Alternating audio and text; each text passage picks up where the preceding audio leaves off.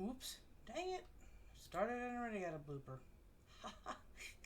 Gotta get used to this. Alright, here we go. Alright, here we go. Man accused of Facebook killing said he just snapped. Cleveland AP, in a rambling video, Stevens said, "I snapped, I just snapped." But as the manhunt dragged on Monday for the man accused of posting Facebook footage of himself killing a retiree, police were unable to explain what set him off.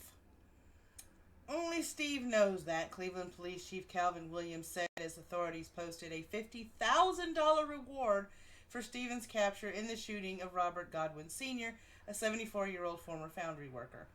In the video, Stevens blamed a former girlfriend he had with, saying he woke up last week and couldn't take it anymore. But in a statement Monday, the woman shed little light on what might have gone wrong, and with Stevens was so good to hear and was so good to her and her children. As for the shooting victim, Godwin appeared to have been selected at random, gunned down while picking up aluminum cans Sunday afternoon, after spending Easter with some of his children. Hi, everybody in the chat. A manhunt that started in Cleveland's gritty east side expanded rapidly into a nationwide search for Stevens, a 37-year-old job counselor who worked with teens and young adults, police said. He could be nearby, he could be far away, or anywhere in between, FBI agent Stephen Anthony said. Law enforcement officials said his cell phone signal was last detected on Sunday afternoon in Erie, Pennsylvania, about 100 miles, that's 160 kilometers, east of Cleveland. Police reported getting dozens and dozens of tips, and 9 schools in Philadelphia were locked down on Monday while authorities investigated possible sightings of Stevens, but they said there was no sign he was actually there.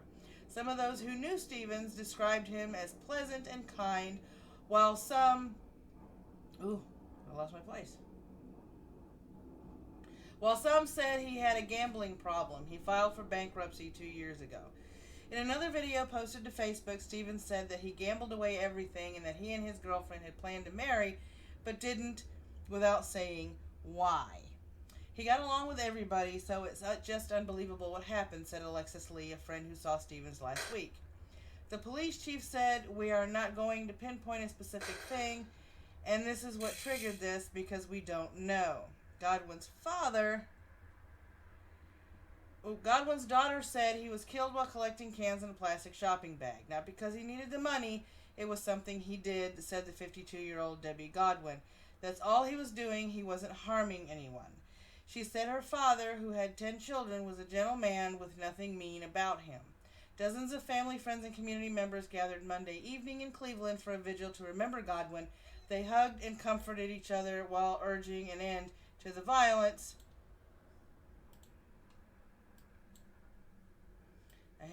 Didn't realize I had the stream not muted on mine, so I'm sitting here listening to myself twice. I'll get used to this sooner or later. At 43, I guess I have a longer learning curve. Okay, let's see here. They hugged and comforted each other while urging an end to the violence on their city streets.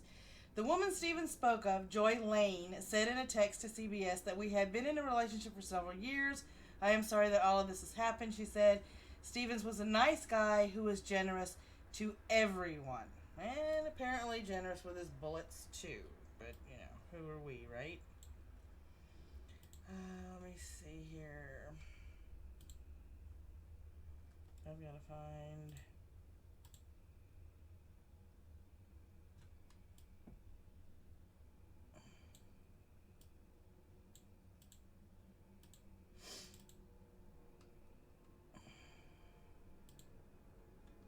There we are.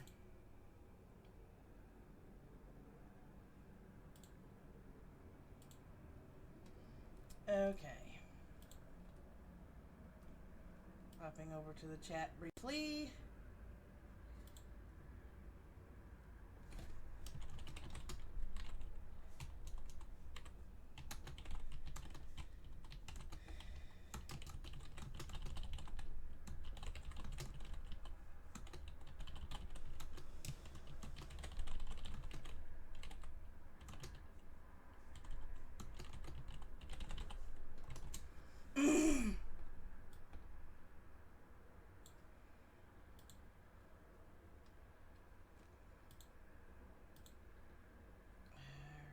let me see. Robert Godwin GoFundMe account will support his family. This is from Heavy.com. This is the latest on the GoFundMe account. A GoFundMe account that was set up in memory of Robert Godwin Sr., the 74-year-old Cleveland man whose murder was posted on Facebook by Stevie Stevens, talk about redundant, has raised over $31,000 that will go into the family's bank account, although the family and police told people not to donate to any GoFundMe account earlier Monday. The company spoke with the family and will make sure the money will go directly to them. In the hours after Godwin's death, there were over 24 fake GoFundMe accounts that were set up. In a statement posted on Twitter, his daughter, Debbie D. Godwin, wrote that GoFundMe accounts and fundraisers have been set up fraudulently and asked that they stop. Fox 8 also reports that another daughter, Tanya Godwin Baines, told authority about at least 35 GoFundMe accounts created without the family's support. Debbie D. Godwin also wrote on Facebook that the family has no plans to start a GoFundMe account for their father. If you ask to donate to a GoFundMe account, please know it is not us, Debbie D. Godwin wrote. One GoFundMe account set up by Wesley Scott Alexander of Phoenix raised over $31,000. This one has since been vetted by GoFundMe, which will make sure the family receives the money. I am working with GoFundMe to make contact with the family as we speak. GoFundMe will ensure all funds are directly deposited into the victim's bank account, Alexander wrote. So, that is the